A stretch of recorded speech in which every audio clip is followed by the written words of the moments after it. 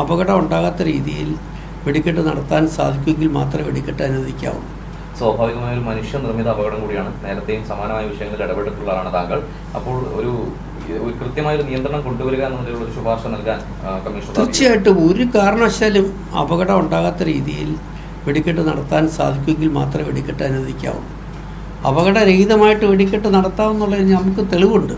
എത്ര വർഷങ്ങൾ വെടിക്കെട്ട് നടത്തുന്നു. ഇപ്പം നമുക്കറിയാം, ഇവിടെ അടുത്ത് തന്നെ പുതിയകാവിൽ വലിയ വെടിക്കെട്ടാണ്, മരടി വലിയ വെടിക്കെട്ടാണ്, തൃശ്ശൂർ വലിയ വെടിക്കെട്ടാണ്, നെന്മാറ വേലയ്ക്ക് വലിയ വെടിക്കെട്ടാണ്. അപ്പം വെടിക്കെട്ടെന്ന് പറഞ്ഞാൽ വലിയ ഉത്സവങ്ങളുടെ ഒരു ഭാഗമാണ് വെടിക്കെട്ട്. ഇപ്പോൾ തൃശ്ശൂർ പൂരം കാണാനായിട്ട് 3 മണിക്ക് 4 മണിക്ക് വെളുപ്പിന് ആയിരക്കണക്കിന് ആൾക്കാരാണ് അവിടെ ഇത് കാണാൻ നിൽക്കുന്നത്. അത്ര വിസ്മയ കാഴ്ചയാണ് വെടിക്കെട്ട്. അപ്പോൾ അങ്ങനെ ജനങ്ങളെ നിരാശപ്പെടുത്തുന്നത് ശരിയായിരിക്കില്ല. കഴിഞ്ഞ കൊല്ലം പൂരത്തിൻ്റെ വെടിക്കെട്ട് പകലാക്കി അത് പകൽപൂരമായിട്ട് മാറ്റിയെന്നും പറഞ്ഞ് വലിയ വിമർശനം ഉണ്ടായി. അപ്പോൾ ജനങ്ങൾ വലിയ പ്രതീക്ഷയാണ് വെടിക്കെട്ടിൽ നിന്ന് കാഴ്ചയത്.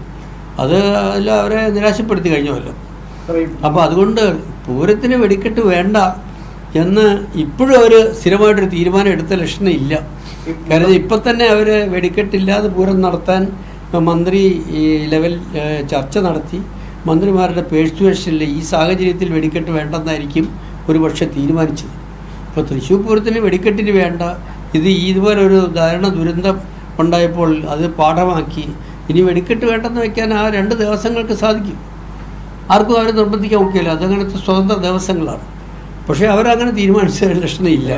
അവരിക്കൊല്ലം ഒരു ദിവസം വെടിക്കെട്ട് വേണമെന്ന് തന്നെ പറഞ്ഞ്, പക്ഷേ മന്ത്രിമാരുടെ ഒരു പേഴ്സുവേഷൻ, അവരുടെ ഒരു പ്രേരണയിൽ അത് വേണ്ടെന്ന് അവർ വച്ചു എന്നാണ് ഞാൻ മനസ്സിലാക്കുന്നത്. ഈ അപകടം നടന്ന് 10 പേരുടെ ജീവൻ നഷ്ടമായതിന്റെ പിറ്റേ ദിവസം ഇവിടെ പണി പുരോഗമിക്കുകയായിരുന്നു, ഗോപുരത്തിന്റെ പണി നടക്കുകയായിരുന്നു. വെടിക്കെട്ട് നടത്തുമെന്നായിരുന്നു ഇവർ നിലപാട് അറിയിച്ചത്. സ്വാഭാവികമായും അതൊരു മത്സരബുദ്ധിയുടെ അതിനപ്പുറത്തേക്കുള്ളൊരു നിലപാട് സർക്കാർ കൈക്കൊള്ളേണ്ടതല്ലേ ഇത്രയും മനുഷ്യരുടെ ജീവൻ ഇങ്ങനെ പൊലിയുന്ന സാഹചര്യം തുടരാതിരിക്കാൻ? അല്ല, ഇതുപോലെ ഒരു അപകടം ഉണ്ടാകാത്ത ഒരു സിറ്റുവേഷനാണല്ലോ അവരുദ്ദേശിച്ചത്. കാര്യം വെച്ചാൽ ഒരു പാടത്ത് ജനവാസം തീരെ കുറവുള്ളൊരു പ്രദേശത്ത് ഇത് അസംബിൾ ചെയ്യാൻ പോകുക എന്ന് പറഞ്ഞാൽ തന്നെ എത്ര വലിയ പ്രിക്കോഷൻ അവരെടുത്തത്. പക്ഷേ നിർഭാഗ്യവശാൽ അവിടെ അപകടം ഉണ്ടായി. അപ്പോൾ ഒരു അപകടം ഒരു കാരണവശാലും ഉണ്ടാകരുത്, ഉണ്ടായ ജനങ്ങളെ ബാധിക്കരുത്. അതിനുവേണ്ടിയാണ് ഇതുപോലെ ഇപ്പം തൃശ്ശൂരിൽ നിന്ന് 10-22 കിലോമീറ്റർ അമ്പലത്തിൻ്റെ പ്രമിസസിലൊന്നുമല്ല ഈ പടക്കങ്ങളും എല്ലാ ഒരുക്കങ്ങളും നടത്തിയത്. ഈ ഒരുക്കങ്ങൾ നടത്തിയത് ഒരു നെൽപ്പാടം പോലത്തെ പ്രദേശമാണ്. TV കണ്ടപ്പം ഞാൻ കണ്ടിട്ടില്ല.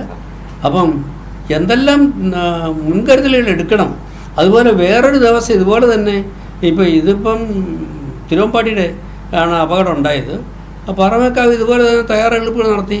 അവർ ഏകദേശം കൂടുതൽ ക്വാണ്ടിറ്റി ഉണ്ടായിരുന്നൊക്കെ ആരോപണമുണ്ട്. അതിനെക്കുറിച്ചൊന്നും ഞാൻ പറയാൻ ആളില്ല. പക്ഷേ ഇതുവരെ ഒരു പ്രശ്നമൊന്നും ഉണ്ടാകാതെ തന്നെ അവർ അതിൻ്റെ പ്രിപ്പറേഷനൊക്കെ ഒരുവിധമാക്കിയായിരുന്നു. അവർ വെടിക്കെട്ടിനും തയ്യാറായിരുന്നു ഞാൻ മനസ്സിലാക്കണേ. പക്ഷേ മന്ത്രിമാരുടെയൊക്കെ സ്വാധീനത്തിൽ അല്ലെങ്കിൽ അത് പ്രേരണയിൽ വേണ്ടെന്ന് വെച്ചു, ആയിക്കോട്ടെ. അപ്പോൾ ഞാൻ പറഞ്ഞത് അപകടം ഉണ്ടാകും എന്നുള്ളത് ഒരിക്കലും പ്രതീക്ഷിച്ചില്ല. അല്ലെങ്കിൽ അത് എത്ര വർഷം വെടിക്കെട്ട് നടത്തി നേതൃത്വം കൊടുത്ത ആളാണ്. ഇതിൻ്റെ മുന്നൊരുക്കങ്ങൾക്ക് നേതൃത്വം കൊടുത്ത ആ പാവം മരിച്ചുപോയല്ലോ. അപ്പോൾ ഇതിനകത്ത് നമുക്ക് ആരെ കുറ്റപ്പെടുത്താൻ അത്ര എളുപ്പമല്ല, അത് ശരിയല്ല. ആരുടെ ഒരു സബോട്ടേജ് ഉണ്ടോ എന്നുള്ളതിനെക്കുറിച്ചും എൻക്വയറി നടത്തണം തീർച്ചയായിട്ടും.